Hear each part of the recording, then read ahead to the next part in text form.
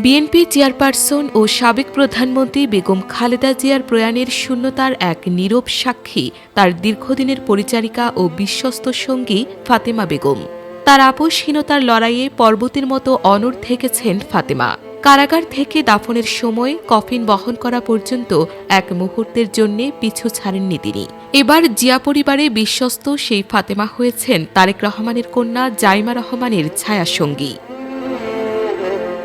বুধবার যখন খালেদা জিয়াকে দাফন করার জন্য উন্মুক্ত কফিন নিয়ে যাওয়া হয়, তখন সেই কফিনের সঙ্গে ফাতেমাও হেঁটে যান কবর পর্যন্ত।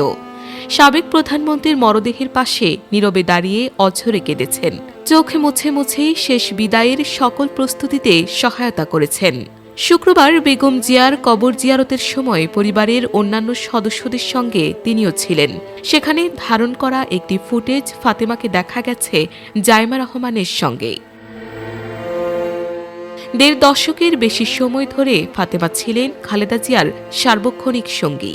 বাসভবন, ফিরোজা, গুলশানের কার্যালয়, রাজপথের উত্তাল মুহূর্ত, কারাগারের নিঃসঙ্গ প্রকোষ্ঠ, হাসপাতালের দীর্ঘ রাত কিংবা বিদেশ সফরের নীরব করিডোর, সবখানি নিঃশব্দে উপস্থিত ছিলেন ফাতেমা। গৃহকর্মীর পরিচয় দিয়ে শুরু হলেও সময়ের সঙ্গে সঙ্গে তিনি হয়ে উঠেছিলেন খালেদা জিয়ার ব্যক্তিগত জীবনের অবিচ্ছেদ্য অংশ। ২০১০ সাল থেকে গুলশানের ফিরোজায় দায়িত্ব নেওয়ার পর ধীরে ধীরে খালেদা জিয়ার দৈনন্দিন জীবনে নির্ভরতার জায়গায় পৌঁছান তিনি। চেয়ারপারসনের ব্যক্তিগত কর্মকর্তাদের ভাষায় ফাতেমার দায়িত্ব শুধু কাজের মধ্যে সীমাবদ্ধ ছিল না। ঔষধ খাওয়ানো, সময়মতো প্রয়োজনীয় বিষয় মনে করিয়ে দেওয়া, শারীরিক দুর্বলতায় হাত ধরে রাখা, এ সবই ছিল তার নীরব দায়িত্ব। এই দায়িত্বের ভেতরেই গড়ে ওঠে এক মানবিক সম্পর্ক, যা চাকরির সংজ্ঞা ছাড়িয়ে যায় অনেক দূরে। ফাতেমার জন্ম ভোলার সদর উপজেলার কাচিয়া ইউনিয়নের শাহ মাদার গ্রামে। রফিকুল ইসলাম ও মালেকা বেগম দম্পতির ৫ সন্তানের মধ্যে তিনি সবার বড়। খুব অল্প বয়সেই সংসারের ভার এসে পড়ে তার কাঁধে। একই ইউনিয়নের কৃষক হারুন লাহারের সঙ্গে বিয়ের পর জীবন চলছিল মেঘনার চরের সংগ্রামী বাস্তবতায়। ২ সন্তান জাকিয়া ইসলাম রিয়া ও মোহাম্মদ রিফাতকে নিয়ে স্বপ্ন দেখার সময়ই নেমে আসে দুঃসংবাদ। ২০০৮ সালে হঠাৎ অসুস্থ হয়ে মারা যান তার স্বামী। তখন রিফাতের বয়স মাত্র ২ বছর। মুহূর্তে বদলে যায় জীবনের চিত্র। স্বামীর মৃত্যুর পর ২ সন্তানকে নিয়ে বাবার বাড়িতে ফিরে যান ফাতেমা। কিন্তু মুদি দোকানি বাবার সামান্য আয় সংসারের বোঝা টানতে পারছিল না। সেই বাস্তবতা তাকে বাধ্য করে কঠিন সিদ্ধান্ত নিতে। সন্তানদের গ্রামে রেখে কাজের খোঁজে ঢাকায় পাড়ি জমান তিনি। ২০০৯ সালে পূর্ব পরিচিত এক ব্যক্তির মাধ্যমে কাজ পান খালেদা জিয়ার বাসভবনে। সেখান থেকে শুরু হয় এক দীর্ঘ সহযাত্রা, যা শেষ পর্যন্ত ইতিহাসের অংশ হয়ে ওঠে। রাজনীতির উত্তাল সময়গুলোতেই ফাতেমাকে সবচেয়ে বেশি দেখা গেছে খালেদা জিয়ার নীরব ছায়া হিসেবে। ২০১৩ সালের ২৯ ডিসেম্বর তত্ত্বাবধায়ক সরকার ব্যবস্থা বাতিলের প্রতিবাদে আন্দোলনের সময় গুলশানের কার্যালয়ের সামনে যখন খালেদা জিয়াকে অবরুদ্ধ করে রাখা হয়, তখন পতাকা হাতে পাশে দাঁড়িয়েছিলেন ফাতেমা। ২০১৫ সালের শুরুতে টানা ৯২ দিন গুলশান কার্যালয়ে অবস্থানকালেও তিনি ছিলেন সার্বক্ষণিক সঙ্গী। ২০১৪ সালের মার্চ ফর ডেমোক্রেসি কর্মসূচিতে ফাতেমা প্রথম আলোচনায় আসেন। গুলশানের বাসার সামনে বালু ভর্তি ট্রাক দিয়ে পথ রুদ্ধ।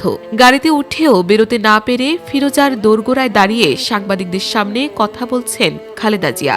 পুলিশের চাপে শরীরের ভার সামলাতে পারছেন না তিনি। ঠিক সেই মুহূর্তে ক্যামেরার ফ্রেমে ধরা পড়েন ফাতেমা নীরবে। শক্ত করে ধরে রেখেছেন নেত্রীর হাত। রাজনীতির উত্তাপের মাঝেও সেটি ছিল এক মানবিক দৃশ্য। ২০১৮ সালের ৮ ফেব্রুয়ারি আদালতের রায়ে খালেদা জিয়া কারাগারে যান। নাজিমউদ্দিন রোডের পুরনো কেন্দ্রীয় কারাগার। আইনজীবীদের আবেদনের পর আদালত অনুমতি দেয় গৃহকর্মী হিসেবে ফাতেমা তার সঙ্গে থাকতে পারবেন। ৬ দিন পর কারাগারে প্রবেশ করেন ফাতেমা। রাজনৈতিক কোনো পরিচয় ছাড়াই স্বেচ্ছায় তিনি হয়ে ওঠেন কারাবন্দী। প্রায় ২৫ মাস তিনি কাটান কারাগারে, কারণ তিনি জানতেন এই সময়ে একা থাকা মানে ভেঙে পড়া। ২০১১ সালে করোনা আক্রান্ত হয়ে খালেদা জিয়া ৫৩ দিন হাসপাতালে ছিলেন। যখন মানুষ প্রিয়জনের কাছেও যেতে ভয় পাচ্ছিল, তখন ফাতেমা ছিলেন অবিচল।